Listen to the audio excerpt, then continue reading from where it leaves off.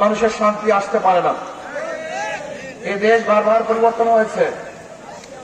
এক সময় এ দেশ ব্রিটিশ শাসন করেছে, তাদের বিরুদ্ধে আন্দোলন করে আমরা স্বাধীন হয়েছিলাম।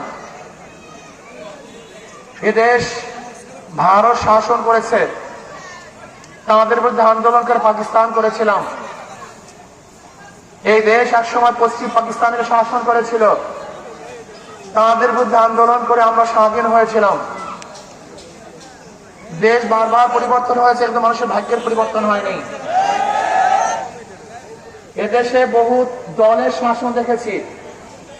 আমরা মুসলিম লীগের শাসন দেখেছি, আওয়ামী লীগের শাসন দেখেছি, বিএনপির শাসন দেখেছি, জাতীয় পার্টির শাসন দেখেছি, জোট সরকারের শাসন দেখেছি। মানুষের ভাগ্যের পরিবর্তন দেখি নেই।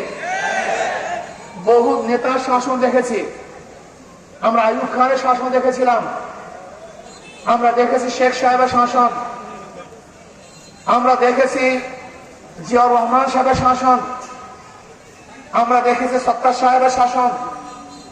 শাসক দেখেছিলাম এরশাদ সাহেবকে, শাসন করেছে খালেদা জিয়া, শেখ হাসিনা, মঈনুদ্দিন, ফখরুদ্দিন। কোন উদ্দিনের শাসনে মানুষ শান্তি পায় নাই, মুক্তি পায় নাই। বৈষম্য দূর করার জন্য জুলাই আগস্টে আন্দোলন করেছিলাম, রাস্তায় ছিলাম, বুলেটের সামনে ছিলাম। বৈষম্য দূর হবে, মানুষ শান্তি পাবে, মুক্তি পাবে। যে দেশের মধ্যে চাঁদাবাজ থাকবে না, দুর্নীতিবাজ থাকবে না, খুনি থাকবে না, লুটেরা থাকবে না, আমার মা বোনেরা ধর্ষিত হবে না, বাংলাদেশের একজন মানুষ না খেয়ে থাকবে না, বাংলাদেশের একজন মানুষ বস্ত্রহীন থাকবে না, বাংলাদেশের কোন নাগরিক খোলা আকাশে নিচে ঘুমাবে না, বাংলাদেশের প্রত্যেকটা নাগরিকের শিক্ষা, চিকিৎসা, বাসস্থান, অন্ন, বস্ত্র গ্রান্তি হবে। প্রত্যেকটা মানুষ নিরাপদে রাস্তায় হাঁটতে পারবে, চলতে পারবে।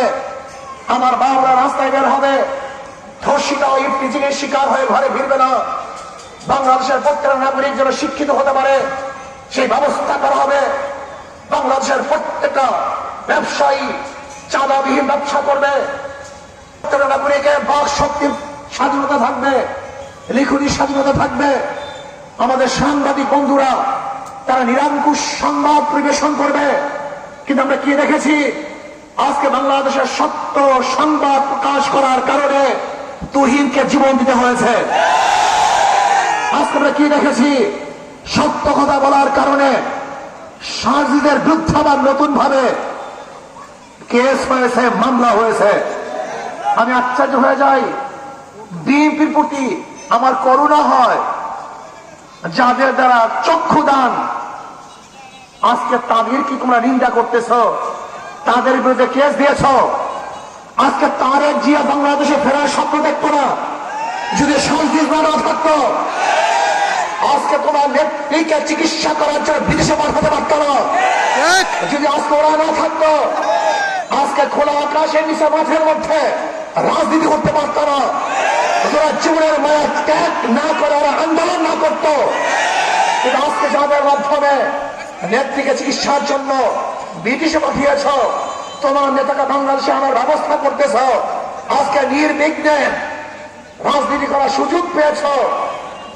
আজকে সত্য কথা বলার কারণে সেই রাজনীতির বিরুদ্ধে কেস দিয়েছ।